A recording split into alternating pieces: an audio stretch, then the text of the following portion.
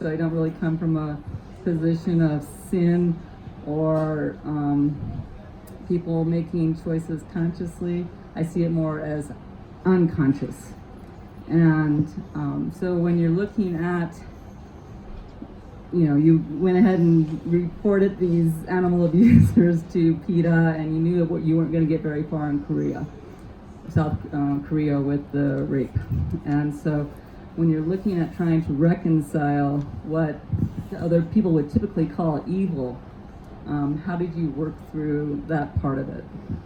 Yeah, I like what you say about unconsciousness. So part of that fear that I saw around people is if they could have done better, they would have done better. If they were connected to that light of God, there's no way that they would have made those choices. And I guess as an English teacher in a public school system, you're a little bit of a social worker. So it is true that you're going to come across kids who abuse animals, and I just looked at the best way to get them to change, and my punishment was that they caught all of the, there were many layers to my punishment, but I made them catch all the bugs in the classroom and set them out free every afternoon, and we talked about the life matters to that bug, and they laughed and thought it was stupid, but I talked with them, and I think it was my energy of centering, this life matters, and then also I scared them with a visit from the police, and just there are real world things that they needed to know about their behaviors, and psychologists needed to know, because there are things I learned from South Korea that we don't do here. If there's a young kid who abuses an animal or kills a frog, the whole culture comes down on that kid. So if he has or she has sociopathic tendencies, they will be squashed because socially they're not as accepted. Here in the States, a lot of times it's overlooked. They didn't beat up another kid, whatever. And I was like, no, this is the beginning of some real deep stuff that we need to address, that these kids, you can still, at 12, 13, 14, you can still shape them, and you can still, change their whole way of being. And so that was important. But the choices of what to put in the book, I almost want to apologize sometimes for the middle of the book, because there is a rape scene. But on the other hand, I don't want to apologize for it, because empathy is learning how to walk in someone else's shoes. And I think we don't have enough empathy for victims of child abuse and sexual assault.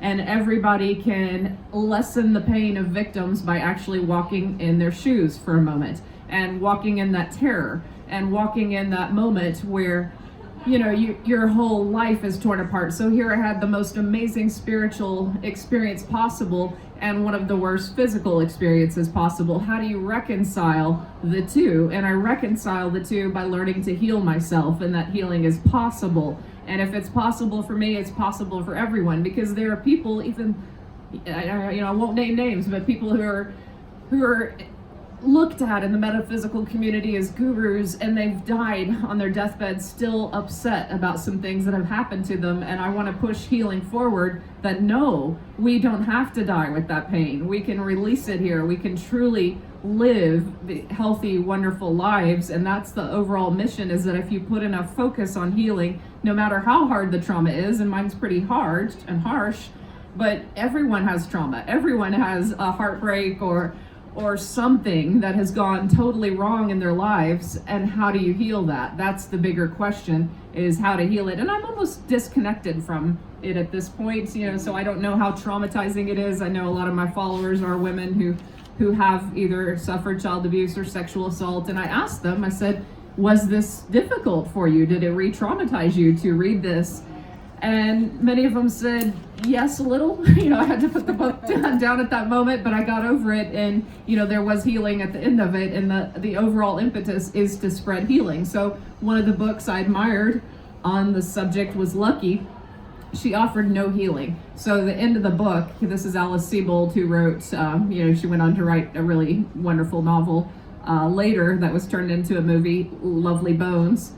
But Lucky did not do so well, because it was all a memoir about her rape, and she just barely held it together, and you see her drinking at the end of the novel and just kind of barely surviving. And I was like, I don't want to leave people with that mission or with that message. I want to leave people with a message that, yeah, you might still be changed, but you can live a really loving, happy life. You can trust people, you can set new boundaries, but you can truly be in love with life and people and not look at that as anything more than one moment in time. And there's a hope too that my students, when they told me they were going to join the Peace Corps or go teach overseas, I just asked them to think carefully about who their roommates would be, to think carefully about where the embassy was, to look at the laws, to understand what they're getting into fully, the danger levels, to be aware and to have conversations with